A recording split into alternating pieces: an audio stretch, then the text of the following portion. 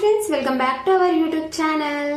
ఈ రోజు మన వ్లాగ్ లో నేనైతే సింపుల్ గా టిఫిన్ ఎలా ప్రిపేర్ చేసుకోవాలో మీతో అయితే షేర్ చేసుకోబోతున్నాను. బియ్యాన్ని మినపప్పుని నానబెట్టుకోకుండా సింపుల్ గా అయితే ఇలా అయితే ట్రై చేసుకోండి. ఇంతకు ముందు కూడా ఇంకొకటి పెరుగుతోనైతే చేశాను, చూడకపోతే మన వీడియోస్లలో చూడండి ఫ్రెండ్స్. ఇప్పుడు ఇంకొక వెరైటీ టిఫిన్ తోనైతే మీ ముందుకైతే వచ్చేసాను. ఒక కప్పుతోని మైదా పిండి, ఒక కప్పు గోధుమ పిండి, ఒక కప్పు సూజీ రవ్వనైతే తీసుకోవాలి. అందులో సాల్ట్, జీలకర్ర, ఆనియన్స్, కొత్తిమీర, తురుముకున్న క్యారెట్ తురుమున ఎంత అయితే వేసుకోవాలి. కొన్ని వాటర్ అయితే పోసుకోవాలన్నమాట.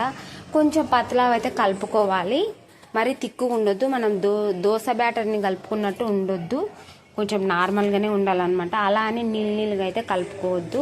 ఇలా సరిపడా వాటర్ అయితే వేసుకొని ఉండలు లేకుండా అయితే మంచిగా అయితే కలిపి అయితే పెట్టుకోవాలన్నమాట. ఇక్కడైతే కొంచెం నేను ఎక్కువ వేసాను అనమాట. మా పిల్లలు బాగా ఈవినింగ్ కూడా కాలేజ్ నుంచి వచ్చినాక కూడా తింటారు. పిల్లలకు చాలా ఇష్టము ఇలాంటి అప్పటికప్పుడు ఇన్స్టాంట్ దోశలు వేస్తే చాలా ఇష్టం అనమాట.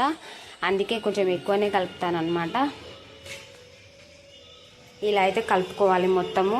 ఇంకా వాటర్ అయితే వేసుకుంటాను. ఫస్ట్ అయితే ఉండలు లేకుండా అయితే కలుపుకుంటున్నాను.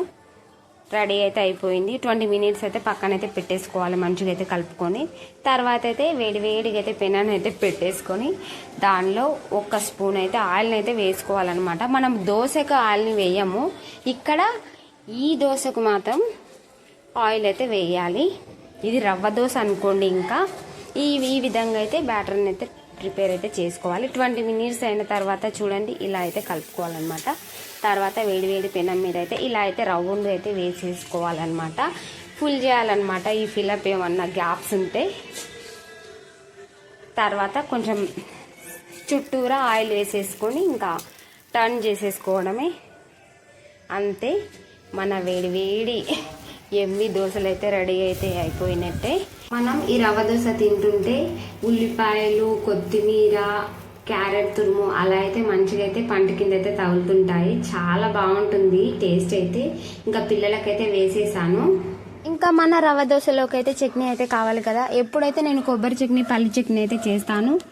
ఇంకా బోర్ వచ్చేసింది, ఈసారి ఇంకొక చట్నీతో తిందాము. అది రైస్లో కూడా తినొచ్చు. నేను ఎనీ టైం అయితే చేస్తూనే ఉంటాను అనమాట మధ్యలో. అదే కొత్తిమీర చట్నీతోని రవ్వ దోశ తింటే దానికన్నా సూపర్ టేస్ట్ వేరే లెవెల్లో ఉంటుంది. చూడండి ఒకసారి అయితే ట్రై చేసి. అలానే మనం రైస్లో కూడా తినొచ్చు అని చెప్పేసి అయితే కొంచెం ఎక్కువ అయితే చేస్తున్నాను. ఇక్కడైతే పచ్చిమిర్చిని తొడిమలైతే తీసేసుకున్నాను. ఫ్రెష్గా అయితే తీసుకొచ్చాను అనమాట మార్కెట్లో. తీసుకున్నాక తర్వాత కొత్తిమీరని అయితే కట్ చేసుకుని మంచిగా అయితే ఇలా అయితే కడిగి అయితే ఒక ప్లేట్లోకి అయితే తీసుకున్నాను. తర్వాత అయితే వాటర్ లేకుండా అయితే కొంచెం ఆరబెట్టుకున్నాను నేను. ఇప్పుడు కొంచెం వాటర్ అనిపిస్తుంది. ఒక 5 మినిట్స్ అయితే ఆరబెట్టుకున్నాక తర్వాత టమాటాని అయితే మంచిగా కొంచెం కట్ చేసుకోవాలి. సన్నగా అయితే కట్ చేసుకోకుండా, తెలిసే ఉంటుంది. తెలియని వాళ్ళ కోసం అయితే చెప్తున్నాను. ఎప్పుడు వీడియోలో అయితే ఇదే వాటిని అయితే యూజ్ చేస్తాను నేను. కొంచెం పెద్దగా ఉంటేనే మిక్సీలో వేస్తే అణుగుతుంది కదా. చిన్నగా అంటే మనం కర్రీస్లో కూడా వేసుకుంటాము. ఇలా అయితే 4 పీసెస్ కింద అయితే కట్ చేసి పెట్టుకొని ఫ్రై చేసేసుకుంటే అయిపోతుంది. తర్వాత బాండి పెట్టుకొని ఆయిల్ వేసేసుకొని అందులో మనం కొత్తిమీర, టమాటో, పచ్చిమిర్చి ఇవన్నీ అయితే వేసుకొని మంచిగా అయితే ఆయిల్ అయితే ఫ్రై చేసేసుకోవాలి. ఇంకా బాగా మగ్గాలి. ఇందులోనే పసుపునైతే యాడ్ చేసుకోవాలి సరిపడా. తర్వాత రాళ్ళుప్పు వేసాను నేను. ఇది ఇక్కడ కల్లుప్పు వేసేసుకున్నాను. చట్నీలలో ఎక్కువ కర్రీస్లలో నేనైతే దొడ్డుప్పు అయితే వాడతాను అనమాట. కల్లుప్పు అనమాట దాని పేరే. తర్వాత ఇందులోనే జీలకర్ర, తర్వాత కొంచెం మెంతులు అయితే యాడ్ చేసుకున్నాను. చట్నీలలో మెంతులు వేసుకుంటే చాలా బాగుంటుంది. మెంతులు ప్లస్ ఇంగువ అయితే ఇప్పుడు యాడ్ చేయలేదు, నేను పోపులో అయితే యాడ్ చేస్తాను. అది కూడా చూడండి. తర్వాత అయితే మగ్గాక ఇంకా నేను మిక్సీలోకి అయితే వేసేసుకుంటున్నాను మన ఫ్రైనంతా. కొత్తిమీర, టమాటో, పచ్చిమిర్చి. తర్వాత ఇందులోనే ఎల్లిపాయలు అయితే వేసుకుంటున్నాను. వేసుకొని మిక్స్ పట్టేసుకోవడమే. చూడండి ఈ విధంగా అయితే అయ్యిందనమాట. కొంచెం వాటర్ వేసుకుంటే. నేనైతే కొన్ని వాటర్ అయితే యాడ్ చేశాను.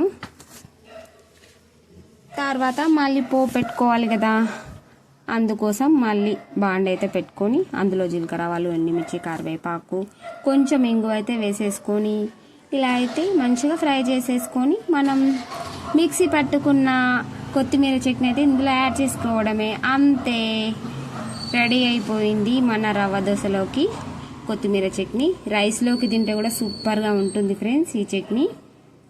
ఇంకా దోశలకి అన్నంలోకి అవుతుందని చెప్పేసి అయితే ప్రిపేర్ అయితే చేశాను. Thank you for watching friends.